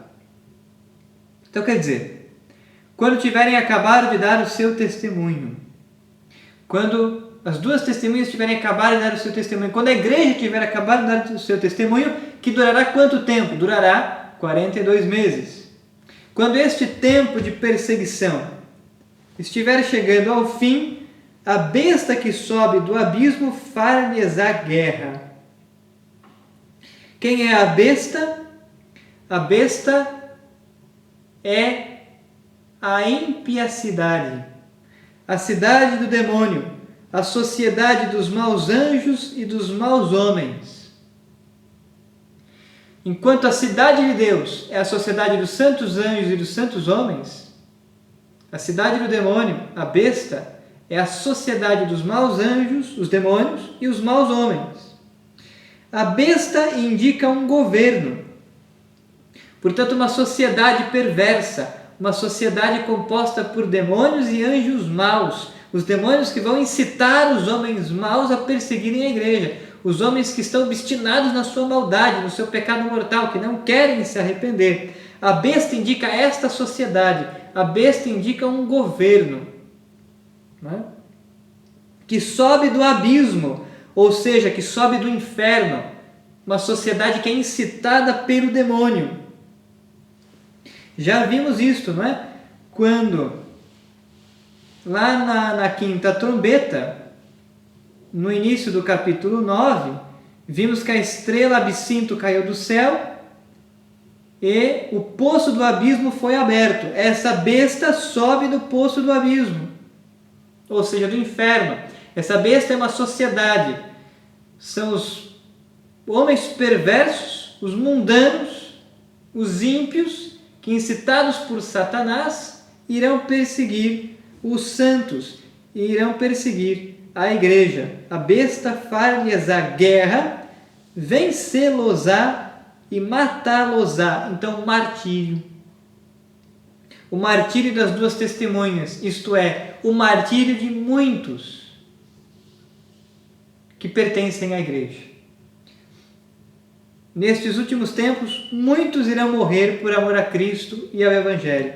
Serão martirizados, né?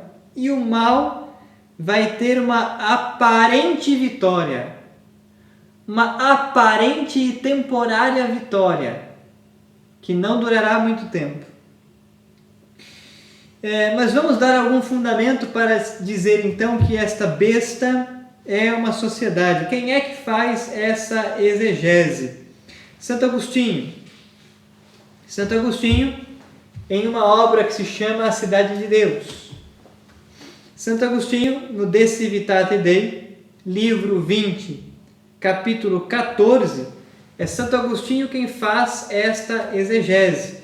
Então, se citarmos aqui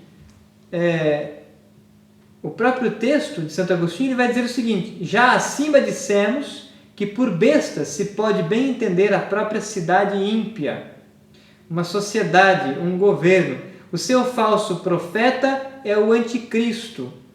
Então, o anticristo é uma pessoa, ou antes várias pessoas, que se colocarão contra Cristo. São os falsos profetas. São aqueles que vão levar o povo à idolatria. São aqueles que vão levar o povo à perversidade religiosa. São aqueles que vão levar o povo a não mais realizarem o sacrifício da missa, vão proibir o sacrifício da missa, vão proibir os textos sagrados, vão levar o povo a adorar no lugar de Deus os demônios. Estes são os falsos profetas, estes são os anticristos, são pessoas. A besta é uma sociedade, um governo, um grupo de pessoas. E o dragão é o próprio Satanás. Então é isto que está dizendo o versículo 7.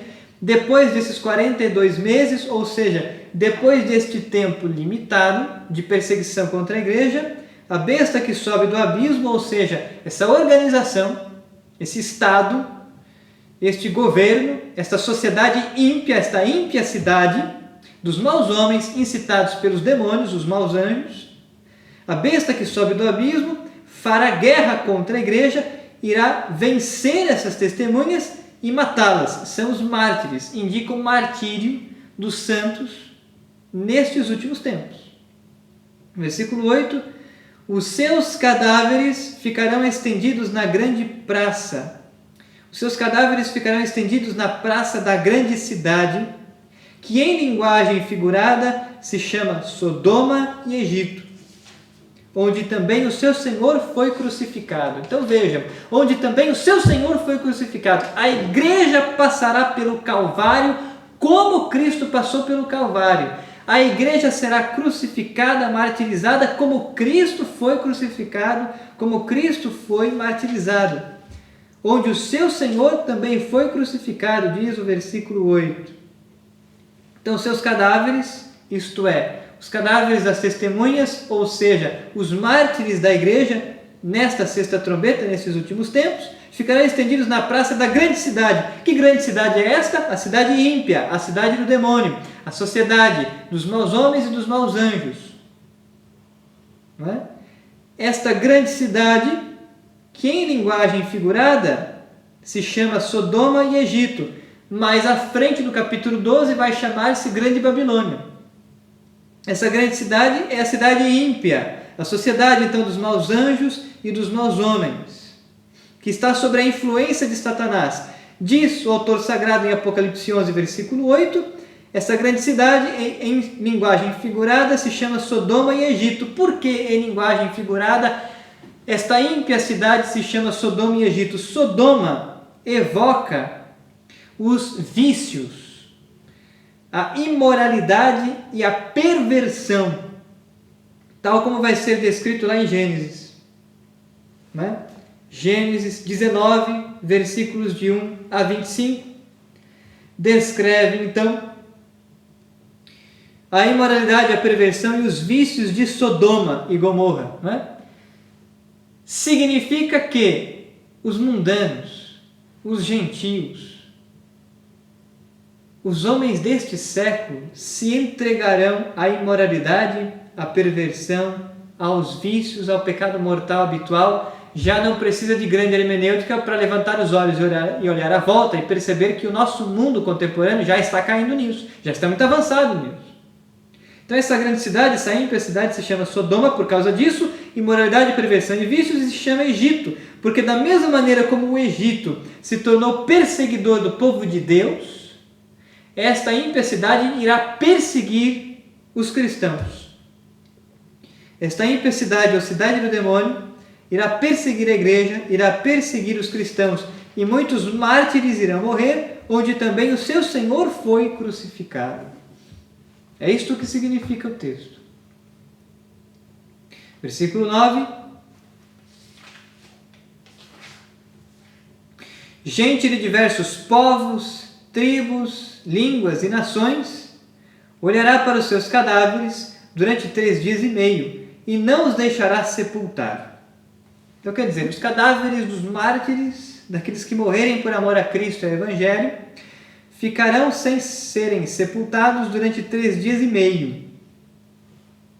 Os habitantes da terra, ou seja, os terrenos, os mundanos, os habitantes da terra, gozarão e alegrar-se-ão com isso e trocarão presentes entre si, porque estes 2 profetas atormentaram os habitantes da terra. De fato, os santos incomodam. Os santos incomodam porque vivem as virtudes heróicas, vivem em santidade e porque anunciam a verdade do Evangelho, como luz incomoda as trevas. Portanto, o mundo irá querer perseguir-nos como perseguiu a Cristo. O mundo quererá matar-nos como matou a Cristo, porque nós incomodamos. Porque a verdade incomoda. E quando então estas testemunhas forem mortas, durante 3 dias e meio, os homens, os habitantes da terra, os homens terrenos, mundanos, ímpios, se alegrarão, gozarão, trocarão presentes, porque não mais se viam incomodados pelos profetas, uma vez que os mataram. 3 dias e meio é 360 vezes menor do que o seu ministério. 3 dias e meio está para 3 anos e meio ou 42 meses, 360 vezes menor. Esta será uma aparente vitória do mal, que durará por pouco tempo. Uma aparente vitória do mal que durará pouco tempo, tal como também o apóstolo Paulo, na primeira carta aos Tessalonicenses, capítulo 5, versículo 3, diz exatamente isso. Diz o texto: quando disserem paz e segurança, então de repente virá sobre eles a ruína, como as dores sobre a mulher grávida, e não conseguirão escapar. Então, quando os mundanos, quando os homens terrenos, quando esta ímpia cidade dos maus homens e dos demônios matar os cristãos e dizer, agora há paz e segurança, vamos nos alegrar, gozar, trocar presentes, porque esses profetas que nos atormentavam morreram. Quando disserem paz e segurança, então de repente virá sobre eles a ruína. Mas passados 3 dias e meio, um sopro de vida emanado de Deus entrou neles. Puseram-se de pé e os que os viam ficaram tomados de grande medo. Ou seja, esta aparente vitória do demônio e do mundo sobre a igreja, os santos, os cristãos, durará pouco tempo. 3 dias e meio, ou seja, 360 vezes menor do que o tempo da perseguição, que já era limitado, né? Que já era um tempo com limite. É isto que significa. O mundo aparentemente terá paz e segurança quando aparentemente ter eliminado a igreja, os cristãos, o evangelho. E o mundo vai querer fazer isso. O mundo já está querendo fazer isso. Quando a nossa sociedade, por meio das leis ímpias, querem nos impedir de celebrar a Eucaristia, quando a nossa sociedade prega o adultério, a masturbação e a pornografia como fontes de prazer, quando o mundo contemporâneo prega o divórcio, o casamento homossexual, a ideologia de gênero em nossas escolas, é a besta que nos persegue, que já começa a nos perseguir. O mundo quer fazer isso conosco, quer eliminar, porque o demônio tem ódio a Deus e ódio à igreja. O demônio quer eliminar a verdade do evangelho, os sacramentos, a vida de piedade, a vida de santidade. O demônio quer matar a todos estes. Se não fosse a mão de Deus segurada, já teria feito. Esse é o ponto. E nós que somos cristãos não devemos ficar inertes diante disso. Devemos ter consciência de que existe sim este combate, o bom combate da nossa fé. Nós não devemos ficar assistindo essas coisas. Nós devemos lutar para viver a santidade. Devemos lutar contra as obras de Satanás, contra o mundo, o demônio e a carne, mas sobretudo sermos fiéis a Deus até o fim, até a morte e morte de cruz, se assim for necessário. Devemos permanecer firmes em santidade. Então é isto o que significa esse texto, né? Os habitantes da terra gozarão e alegrar-se-ão com isso, trocarão presentes entre si, porque os 2 profetas que os atormentaram morreram. Os santos incomodam, os santos atormentam, os santos pregam a verdade do Evangelho. Porém, passados então 3 dias e meio, um sopro de vida, o Espírito Santo, emanado de Deus, entrou neles. Puseram-se de pé e os que os viam ficaram tomados de grande medo, ficaram tomados de grande pavor. Nós podemos aqui ver nesse versículo 11, existem várias interpretações desse versículo 11. Uma delas é o sentido literal. Literalmente, Deus poderá ressuscitar estes mártires após 3 dias e meio. 3 dias e meio pode significar também um tempo literal, mas pode significar também um tempo simbólico, não cronológico ou matemático. O fato destas testemunhas serem ressuscitadas pode significar literalmente a ressurreição desses mártires para o tempo escatológico, para o tempo do juízo final. Ou pode significar, no sentido espiritual do texto, a igreja que será ressuscitada. A igreja que, como que, receberá de Deus um sopro de vida e renascerá. Por quê? Porque ainda existirão cristãos que não passarão pelo martírio e que estarão escondidos, que fugirão, né? E que irão perseverar em santidade. Então, este sopro de vida pode designar, no sentido espiritual do texto, a igreja que renascerá. Como quer que seja, aqui nós já podemos enxergar a ressurreição escatológica. Após a grande perseguição e a vitória aparente do mundo, como disse São Paulo em 1 Tessalonicenses 5,3, o Senhor virá em glória, é a parousia, o Senhor vai rasgar os céus e descer. E isso não é simbolismo, isso é realidade, isso é no sentido literal. O Senhor rasgará os céus e descerá, virá em glória e ressuscitará os mortos. E os primeiros que ressuscitarão serão santos, na teologia paulina, segundo São Paulo apóstolo, né? E então faz sentido dizer que estes mártires ressuscitarão após 3 dias e meio. Já podemos ver aqui um sinal da ressurreição escatológica. Versículo 12: E ouviu-se depois uma voz forte do céu que lhes dizia: Subi cá para cima.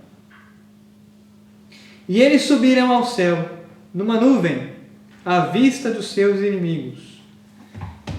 Então, é a ressurreição destes mártires. Este texto evoca também a primeira carta de São Paulo aos Tessalonicenses, capítulo 4, versículo 16. Diz o texto, né? Eis o que temos a vos dizer. De acordo com a palavra do Senhor, nós, os vivos, os que permanecermos até a vinda do Senhor, não passaremos à frente dos que tiverem adormecido, pois o Senhor mesmo, a sua ordem, a voz do arcanjo e ao som da trombeta de Deus, descerá do céu, é a parousia. E os que morreram em Cristo ressuscitarão em primeiro lugar. É o versículo 16 do capítulo 4 da primeira carta aos Tessalonicenses. Apocalipse 11, versículo 12. E ouviu-se depois uma voz forte do céu que lhes dizia: Subi cá para cima. E eles subiram ao céu numa nuvem à vista dos seus inimigos. E os que morreram em Cristo ressuscitarão em primeiro lugar. Depois nós, os vivos, os que permanecermos, seremos arrebatados juntos com eles entre as nuvens ao encontro do Senhor nos ares. E assim estaremos sempre com o Senhor. Subi cá para cima. E eles subiram ao céu numa nuvem à vista dos seus inimigos. Apocalipse 11, versículo 12, significa a ressurreição escatológica dos santos, dos mártires, dos que morreram em Cristo. Estes serão ressuscitados gloriosos, com corpo e alma glorificados, com natureza humana íntegra e gloriosa, e entrarão definitivamente nos céus, no reino de Deus, tal como Cristo, que em Atos dos Apóstolos subiu aos céus e uma nuvem o encobriu. A nuvem também está presente aqui no versículo 12. Eles subiram ao céu numa nuvem à vista dos seus inimigos. Então quer dizer, os santos provavelmente ressuscitarão primeiro e ressuscitarão gloriosos, o corpo e alma gloriosos, para entrarem nos novos céus e na nova terra. Os réprobos, os que serão condenados ao inferno, ressuscitarão depois dos santos e ressuscitarão para o juízo de condenação.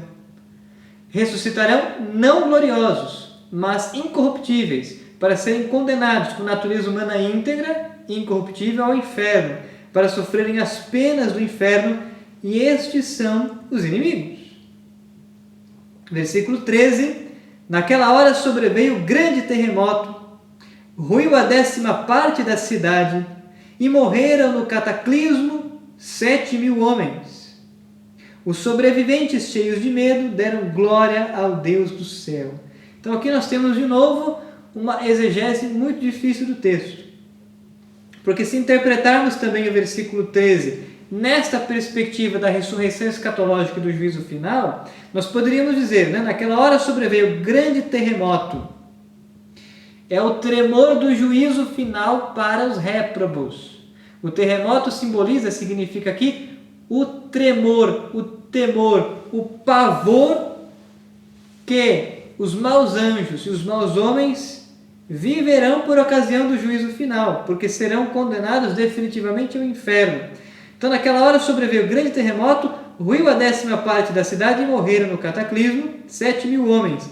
7.000 é 7 vezes 1.000, é o número que significa a plenitude, ou seja, a plenitude dos maus homens. Todos os maus homens que, obstinados no seu pecado, não quiseram se arrepender, não quiseram se abrir à graça, serão lançados ao inferno. Porém, a última parte do versículo 13 nos apresenta algo difícil de interpretar, porque diz que os sobreviventes, cheios de medo, deram glória ao Deus do céu. Portanto, estes textos, além de indicarem a ressurreição escatológica dos santos, a ressurreição escatológica dos réprobos, podem indicar também que o renascimento da igreja, a ressurreição das testemunhas entendida enquanto ressurgimento da igreja, servirá para que muitos pagãos se convertam diante deste grande sinal. Então Deus provavelmente no final dos tempos dará um grande sinal para que os pagãos se convertam diante do testemunho da igreja, que nunca deixará de existir. Ainda que muitos mártires sejam mortos, a igreja perdurará. Existirão pessoas que Deus conservará até a sua vinda em glória. Então Deus usará da igreja para a conversão dos pagãos. Então nós podemos interpretar estes textos de duas maneiras: ou como a ressurreição escatológica dos santos e dos réprobos, ou ainda como uma espécie de renascimento da igreja, não enquanto não havia nenhum cristão e agora voltaram a existir, mas enquanto a igreja que sempre existiu, ainda que em comunidades pequenas, vai ganhar um novo vigor. E tal coisa servirá de sinal, de testemunho, para que os pagãos se convertam.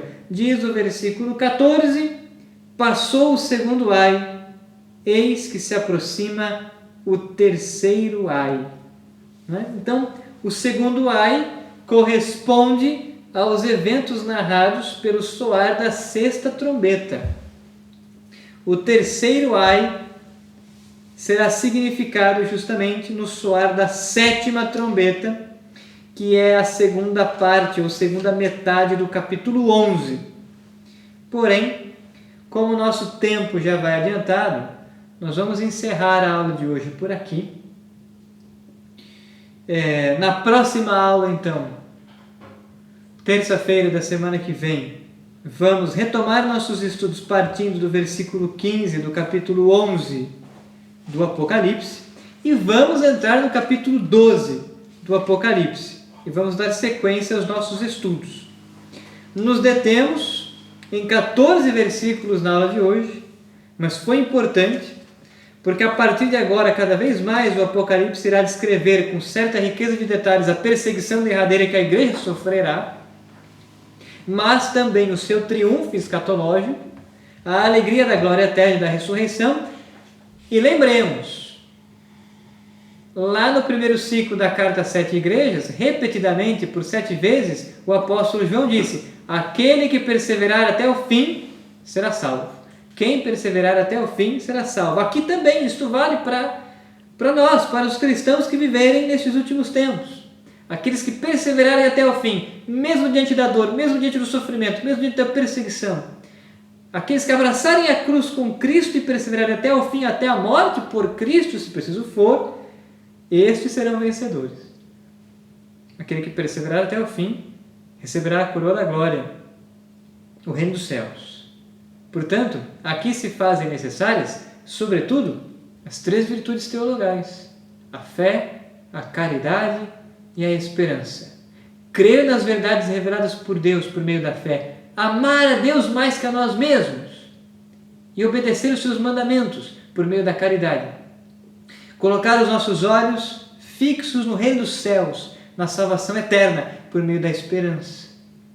Ainda que sejamos perseguidos, atribulados, ultrajados, caluniados, presos e martirizados, amemos a Cristo até o fim, porque estes tempos virão.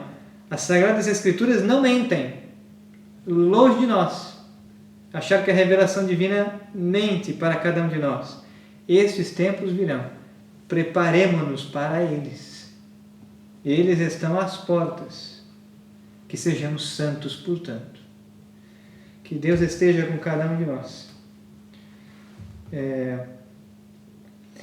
Vamos abrir um espaço para possíveis perguntas.